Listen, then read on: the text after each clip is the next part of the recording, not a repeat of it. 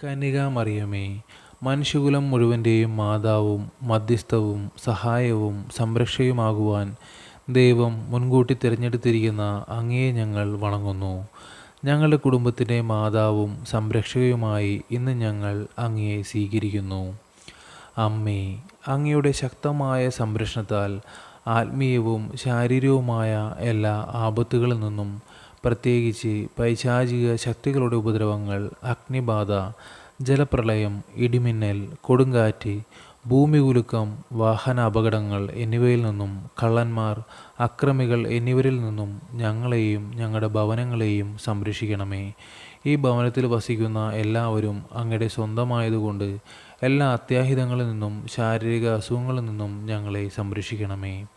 ഏറ്റവും പ്രധാനമായി പാപം വർജിക്കുന്നതിനും എല്ലാ കാര്യത്തിലും ദൈവേഷ്ടം നിറവേറ്റിക്കൊണ്ട് ദൈവാനുഗ്രഹത്തിൽ ജീവിക്കുന്നതിനും എന്നേക്കുമായി അങ്ങേക്ക് പ്രതിഷ്ഠിക്കപ്പെട്ടിരിക്കുന്ന ഞങ്ങൾ എല്ലാവർക്കുമായി അങ്ങേ തിരുക്കുമാരനോട് പ്രാർത്ഥിക്കണമേ.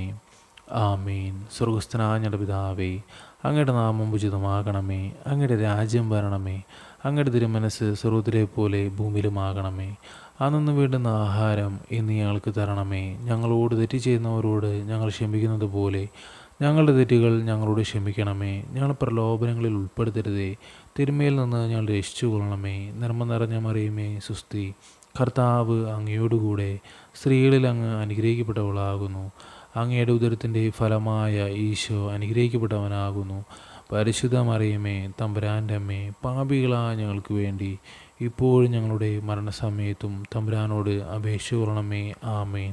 പിതാവിനും പുത്രനും പരിശുദ്ധാത്മാവിന് സ്തുതി, അതിലെ പോലെ ഇപ്പോഴും എപ്പോഴും എന്നേക്കും. ആമേൻ.